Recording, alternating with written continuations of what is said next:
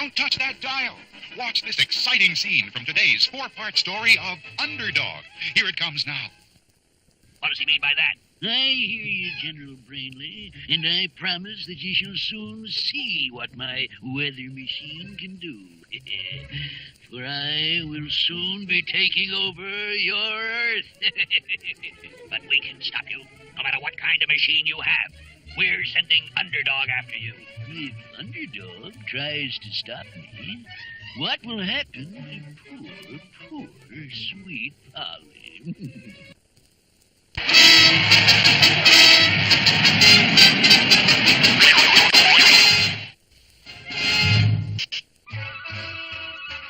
Here we are, dear viewers, at Cape Carnival, about to witness man's first trip to the moon. And I shall be going along with our two brave astronauts to give you a full TV account of the trip. Is everything ready for the blast-off, General Brainley? Everything is perfect, sweet Polly. Our top scientists assure us that we will have beautiful weather for the next 12 hours.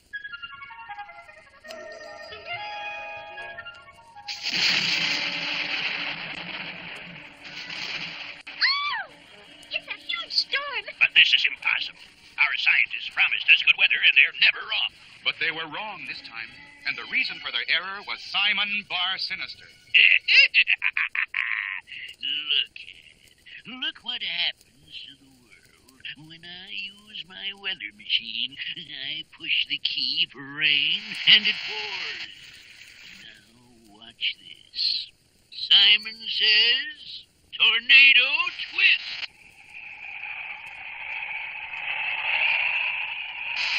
Stop, boss.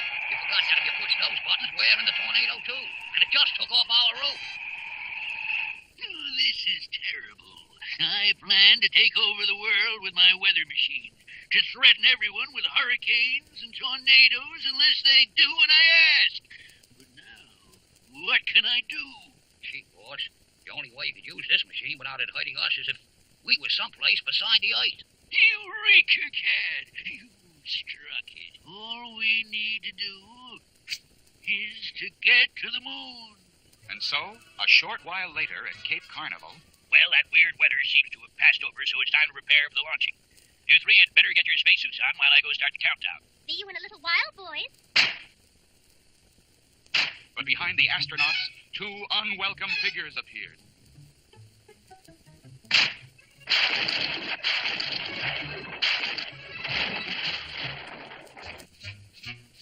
Well, I guess we'd better hurry into the spaceship. The countdown is started. We'll be blasting off in 1 minute. And now, dear viewers, we are ready to blast off for the moon. And I feel so safe knowing I have these two fine, brave astronauts to take care of me. 4, 3, 2, 1, blast off. The launch is a success. Now we'd better turn on our TV screen to get Sweet Polly's report. Well, dear viewers, my two brave astronauts and I are now officially on our way to the moon. Let me introduce them to you. First... Oh! It's Simon Bar Sinister! This, my dear, is my friend, Cat Lackey. And you are in our clutches. Oh, please, someone out there in TV land, please help me. Please free me from these terrible villains. Will someone come to Sweet Polly's rescue? Will someone stop Simon Bar Sinister from reaching the moon and using his weather machine against the Earth? There's plenty of excitement ahead in our next episode. Sweet Polly Purebred was in the clutches of Simon Bar Sinister. And Simon was headed for the moon, where he planned to use his weather machine to make everyone on Earth do as he asked. You villain! Turn back this spaceship for Earth! Never. I shall rule the world. How did those two villains get on our spaceship? Well, General Brainley, we just found the astronauts all tied up in the room where they were supposed to put on their spacesuits. So that's it. An outrage. Something must be done. Look, the ship is turning around. It's headed for the Earth. Oh, no. It's headed for the moon. But look now. It's headed for the Earth. For the moon. For the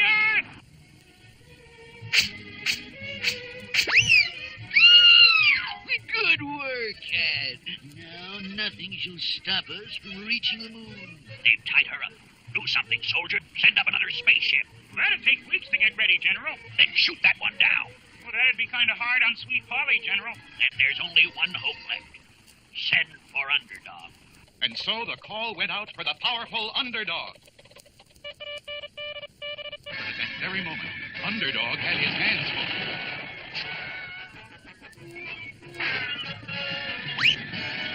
Halfway across the world, Underdog was busily engaged in stopping a war between two neighboring countries. His ultrasonic ears picked up the telegraph message calling him. Sweet Polly's in trouble high in the air. I must stop this war and hurry there. And like a blazing rocket, Underdog was suddenly everywhere at once, stopping the cannon fire, removing the guns, rounding up the soldiers. And finally, as the two commanding officers shook hands and made up, Underdog leaped into the sky and headed homeward. Meanwhile, General Brainley had been called to a hasty conference in the capital. Gentlemen, this is an emergency.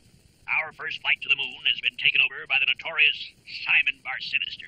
This is horrible crisis. We have already sent word for Underdog. There's no need to fear. Underdog is here. Thank goodness you've come, Underdog. Simon Bar-Sinister is about to land on the moon, and he has Sweet Polly with him. Just look at our special TV screen. We're coming in for a landing on the moon.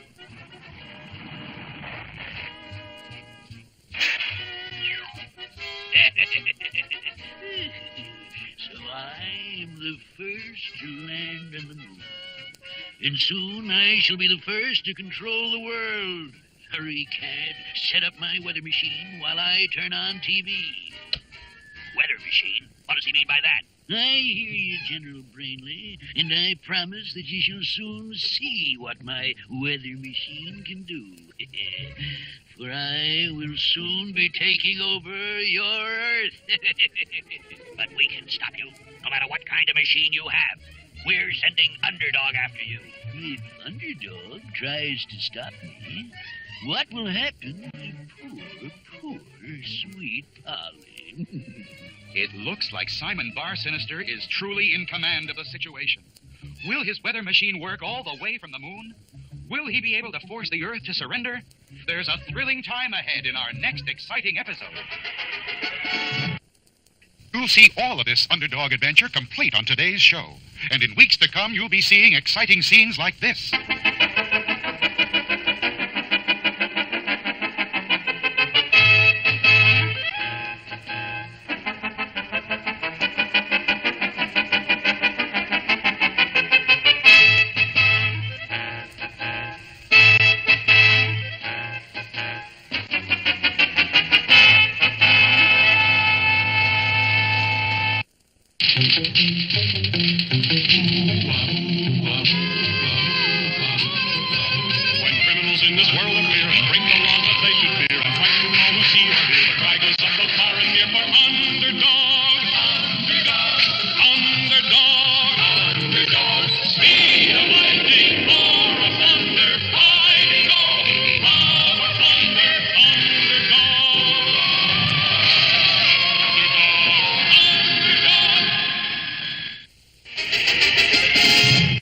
Simon Bar-Sinister, with Sweet Polly in his clutches, had landed on the moon.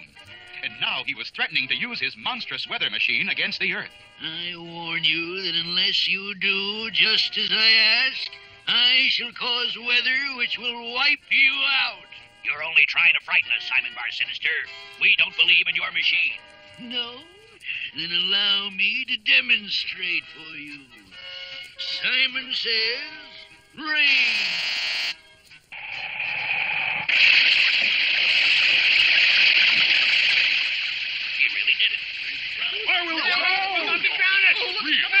There's no need to fear. Underdog is here.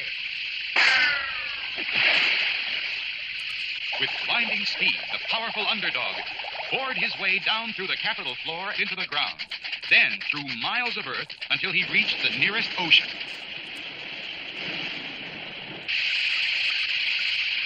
And the water in the Capitol building poured harmlessly out to sea.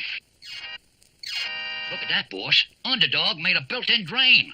You see, you fiend, you can never win over Underdog. That, Sweet Polly, was only a very small test of my weather machine. Wait until you see the next one. Great job, Underdog. But Simon says his next demonstration will be even worse. Simon says lightning. An outrage. Do something, Underdog. And Underdog did do something. He actually chased the unpredictable bolt of lightning. And finally, he squeezed the bolt of lightning in his powerful hands, then zoomed through the roof of the Capitol. And at last, Underdog tossed the bolt of lightning harmlessly into the sky. He did it again, boss. You will never win over Underdog. Well, let us see what Underdog can do with a tornado. Underdog, Simon says he's going to try a tornado. Simon says tornado twist.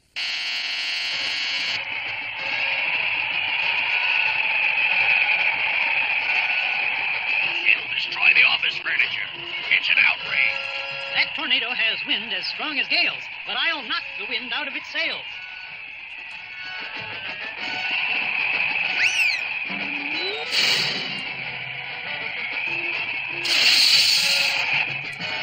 You failed again, Simon Bar Sinister. Wait a minute, boss. I got an idea. Eureka, kid. You've struck it. Give up, Simon. Underdog has won. Underdog has stopped rain, then lightning, then a tornado.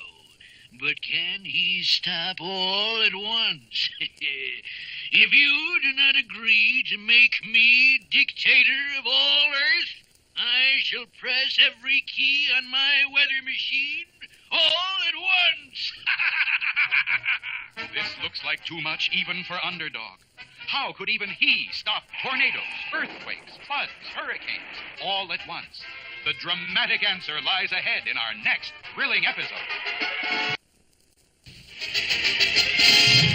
Simon Bar Sinister, on the moon with Sweet Polly still in his clutches, now threatened to press every key on his diabolical weather machine all at once, unless the Earth agreed to make him dictator. Unless you want hurricanes and earthquakes and floods all at once, I command you to surrender to me. I give you 1 hour to make your decision. Don't do it, Earth. Stop this fiend. Would the hurricanes and floods and earthquakes all at once be too much, even for you? With so much happening, though I would be here, the storms would hurt many people, I fear. Then you've got to get to the moon and destroy that weather machine. If Simon saw me coming to stop his folly, the fiend might dare to harm Sweet Polly. You're right, Underdog. And also, the moment I saw you nearing the moon, I would press every key on my weather machine and destroy the Earth. This is Simon Bar Sinister signing off for 1 hour. They must stop you somehow. It looks like the Earth will have to surrender to Simon. You are our only hope. Never let evil win the day. Where there is a will, there is a way. But Simon said if he saw you coming... He can't fight what he can't see, and what he can't see will soon be me. Realizing that this exploit would take all possible strength, Underdog took the Underdog Energy Vitamin Pill from the secret compartment of his ring.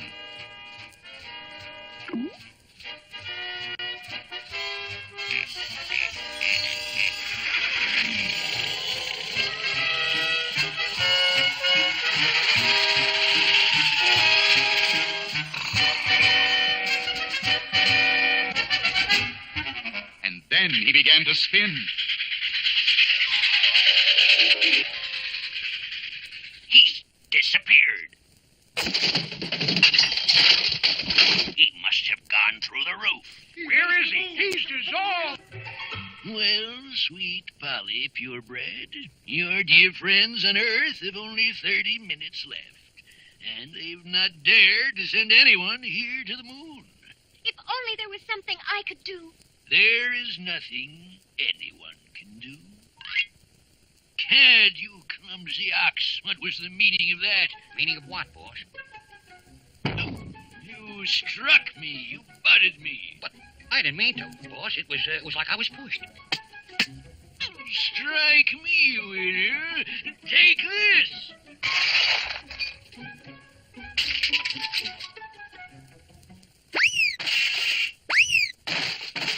It was like magic. Underdog. Oh, I might have known. You made yourself invisible and saved the Earth. Simon and Cad and the machine have failed. We'll take them to Earth where they'll be jailed. Oh, Underdog. You're wonderful. Underdog, you're wonderful. And the heroic Underdog headed back toward Earth. But what new perils await Underdog and Sweet Polly back on Earth? Don't miss our next thrilling episode. We're glad to know that in today's story, somehow Underdog came through again. But what about next week? Here's a scene from next week's show. Help! Wally is coming out of everywhere! As Underdog raced to answer this next call, the two columns, the statue, and the wastebasket moved closer to the famous painting. There seem to be holes in every single pipe! But Underdog knew what he must do, and quickly he broke off a piece of the pipe and joined the ends together again. Now a little gum to chew is just the thing I need to do. How can you stop to chew gum at a time like this? I'm not chewing gum for a refreshing pause. I need this gum to serve our cause.